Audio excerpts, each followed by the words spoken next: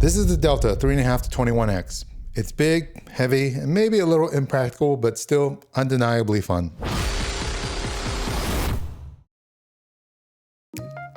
Hey, what's going on, fellas? Welcome back to the channel. Hope you're having a great start to 2025. Hopefully you got some shooting in there in the meantime. So speaking of which, I just got done with some fly fire after several months with this new optic from Delta Optical, their Striker 3.5 to 21 by 44. So that name should sound familiar to you as far as Delta Optical. I looked at two of their optics so far on this channel. They're 1:6, which is still one of the best LPVOs you can buy.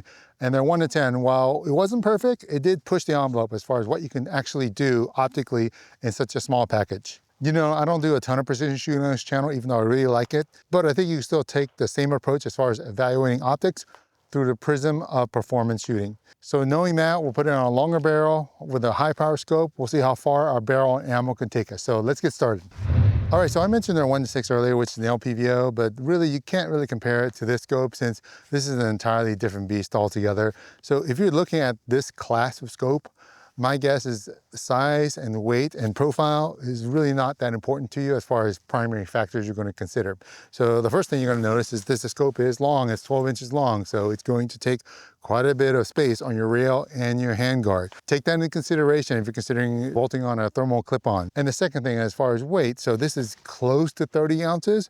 So it's hefty. My guess is you're going to be bolting this onto a gun that's not going to be running around very much on. It's going to come out of a range bag and largely going to be shooting prone or maybe off an obstacle. And when it comes to mount, this is a standard 34mm mount, so you're going to have lots of options to choose from. And as you may know on this channel, I really like Warren mounts just because they're relatively low cost. They got QD mounts. So for sure you can get different mount. Maybe that's probably recommended since this Warren comes at 8 ounces. You may find something lighter in that they'll help you take off some of the weight off this big scope. All right, so that's a quick rundown of the profile mount. Let's go ahead and move to glass quality and dot brightness.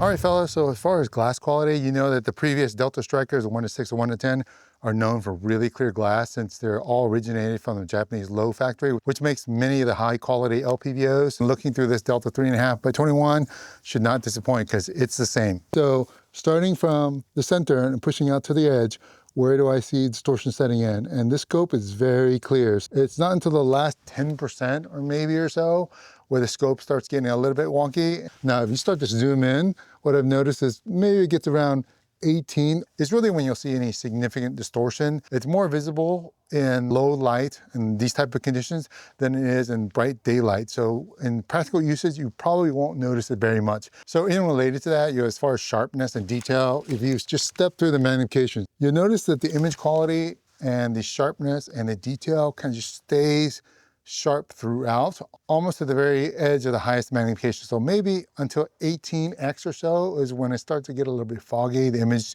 starts to get a little bit less clear.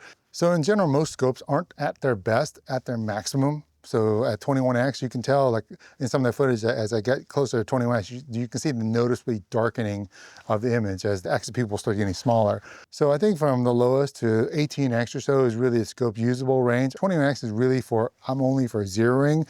As far as practicality, as far as field uses, I wouldn't use 21x myself just because it's dark, the eye box is small, and you do lose a bit of a detail. So as far as the eye box and eye relief, so this does have variable eye relief. So at 3.5, at the lowest, it's very close to what LPVO is, almost like 4 inches, so it's very comfortable.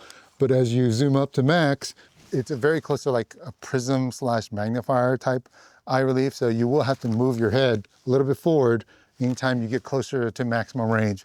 So for the eye box, I don't think it needs to be said that at 21x, it's pretty terrible. I would not want to be moving around or doing any positional work at 21x. So with a 44mm objective, I think the sweet spot for this scope is really between 12 and 15x. Considering the targets you're going to likely engage, I think you should kind of just stay there for most of the time, especially if, let's just say, you're shooting a DMR match, you're working a barricade, moving in and out of positions. For sure, you have some buffer as far as moving 18x for like anything beyond 800 yards. We'll look at that more in the live fire range. So one quick note about color fringing, although I'm not super sensitive about it, these are the winter months, so you don't have the brightest sunlight. So even with that, when I had sunny days, I didn't notice any color fringing, although I did see a little bit of it on the black targets with white lettering, but it really doesn't make that much difference when you're actually shooting it. Practically, you don't really notice it, so I don't think it'll be an issue with you. So speaking of brightness, one last point about dot brightness. So a lot of LPVOs have daylight bright dots and a lot of MPVOs do not. So this is no exception. So this, even though this has 11 brightness levels, you turn up the very brightest one 11 during daylight, you won't be able to see it. That reticle will stay black. So it's really useless in daylight. I would leave it off. Really, it's only useful like in conditions like this where it's starting to get dusk or low light. So turn it on, it's very useful. Now, one note about illumination is the entire reticle lights up, not just the center. So if you're shooting into shadow or forest, etc., at low light, illumination is very useful in that case. All right, fellas, so now we talked internals a bit. Let's back out and talk externals. All right, fellas, so when it comes to turrets, Delta kind of understood the assignment. So what you get is an exposed vertical turret for elevation, and you get a capped windage turret. So you're going to be using your reticle for any holds. Now with the vertical turret, it is a little bit too tall for any type of offset mount. So if you want to use a piggyback mount, you need to put it like at 2 o'clock or so, or for sure you can do an offset 45-degree mount. As far as turning them, once you have the caps off for the windage or just turning the top exposed vertical knob, you notice the clicks are really nice. They're very firm, they're very tactile.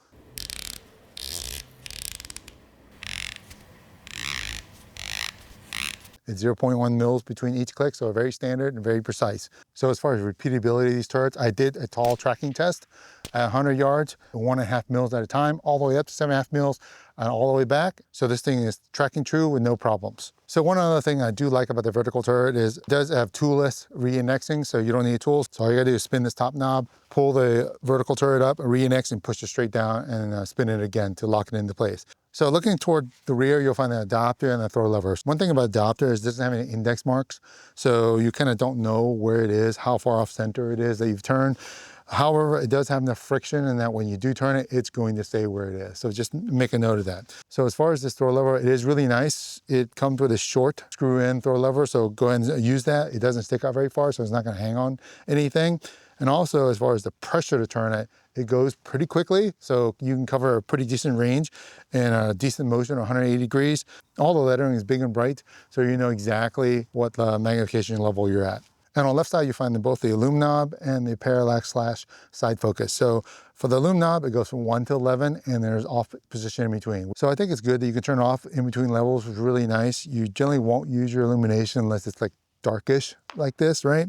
It will stay where it's at, and there's a little bit of soft click to let you know once it levels change, which is good. So as far as the parallax / side focus, the thing I like about this is it does have enough friction to where it will stay, and also has a ton of settings, especially below 100 yards. So it'll go all the way down to 10 yards even for your rim fire and dry fire, which is great. And I'll go all the way into infinity and increments of 100. What I found is you can actually use this for rudimentary range finding. So if you see a target, and you don't know where it is and it's out of focus, just turn the knob until it's in focus, and that's your approximate range. All right, so we talked externals quite a bit. Let's go ahead and zoom out and talk about the field test and the long range reticle. All right, fellas, so when it comes to long range shooting and the practical performance of this optic, the reticle plays an important part, right?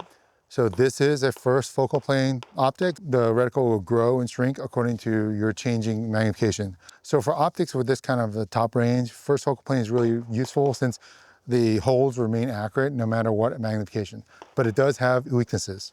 And the first one is, you'll see it right away when you're at 3.5 at the lowest magnifications. This is T-bar reticle, so you'll have thick bars at 3, 6, and 9 to kind of guide your eye toward the center. But once you get toward the center, can you see the reticle at 3x? No, not really. You just see maybe a few dots. Maybe you can see it if you have like a white target. So it's really not usable at 3x. You really have to turn the throw lever until you get the usable magnification, which is usually around 6 to 8x or so. Now you can mitigate this some with illumination, but just remember we talked about illumination a little bit earlier, and it's not daylight bright. So really in daylight, you can't see it, and you need to use higher magnification to see the reticle. If it's low light like this, turn the lumen on and you can see it at 3x. So for this optic, you get 2 choices of reticles, a DLR-1 and a DPRC-1. So you really can't go wrong with either one. Although there are slight differences, you're usually in how they implement the ladders. So the first difference is the DLR-1 just has a center dot illuminated. Versus DPRC, which has the entire tree illuminating. And the second difference is basically the biggest difference is, I think, is that the ladder tree on their DR-1 is simpler, a regular MOA or mill-based tree, where there's no wind holds to the left or right. It's just the drop hash. The DPRC has a ton of wind holds. So it's more of a traditional Christmas tree, which I think is a little bit more useful in long range shooting. And on that tree, you get 12 mils down and 6 mils left and right. So plenty of holds. And on the center dial, you have 8 mils left to right. So you have plenty of wind holds for that one when you're dialing. It's not visible in all magnifications because it is a first focal plane optics. So as you turn the knob up to higher magnification, eventually that reticle is going to disappear. And it happens around, I think, around 15x or so. So before 15x, you're using your reticle for your holds. But after that, you need to dial with your turrets. So as far as subtensions on this reticle, I really like it because it just offers a lot of variability. The big crosses are 1 mil in between. The little crosses are 0.5 mil subtensions.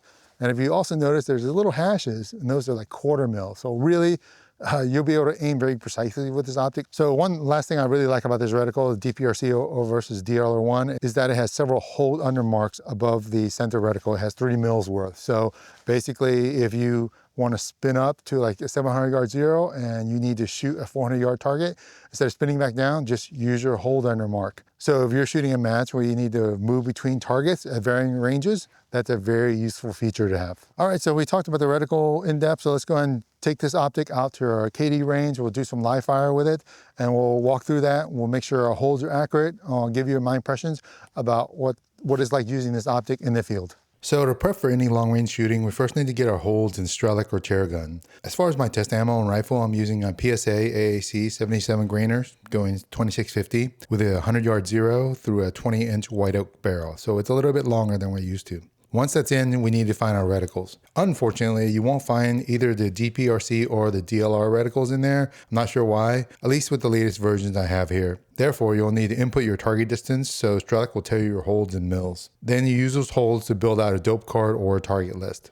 Once I built that target list, it was time to go hot on the KD range. For the first couple of targets, you can see that I'm zooming in to 10x or so, since it only starts becoming visible at 6 to 8x. One thing I noticed by shooting these closer targets is that since I had to use 1.5 mils, I often confused the 2 that's on the windage marker with the 2 that's actually on the ladder. It probably would have been better implemented if the 2 was on top of the windage ladder. Once I got up to 500 yards, I started spinning up to 12 to 14x, which is really the ideal magnification range for this optic. It's still plenty bright with enough field of view, enough eye relief, and enough eye box at that magnification. A lot of PRS shooters spend their time between 12 to 14x, so it's a good choice. Once I got to 700, I dialed up to 6.5 mils and spun up to 16 to 18 magnification.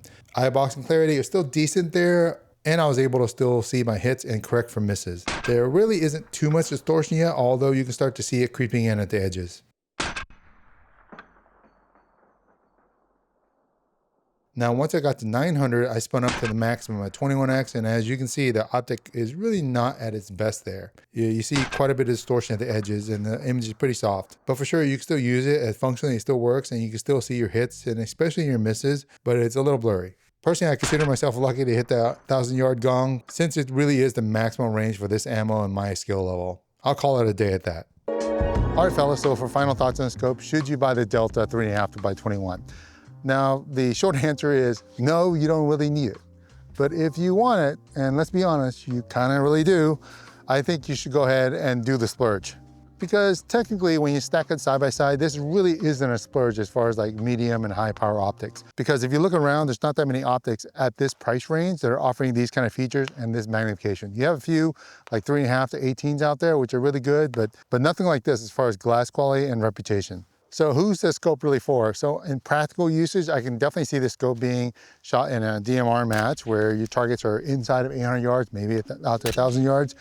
And you want something that's going to compete in precision optic class, so there's no limit on magnification. This is a very good scope for that.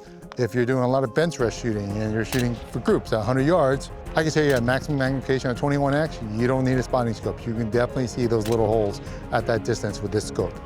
All right, fellas, that's it for me. Hopefully this video you found helpful. Thanks for joining us again. I'll see you guys again next time.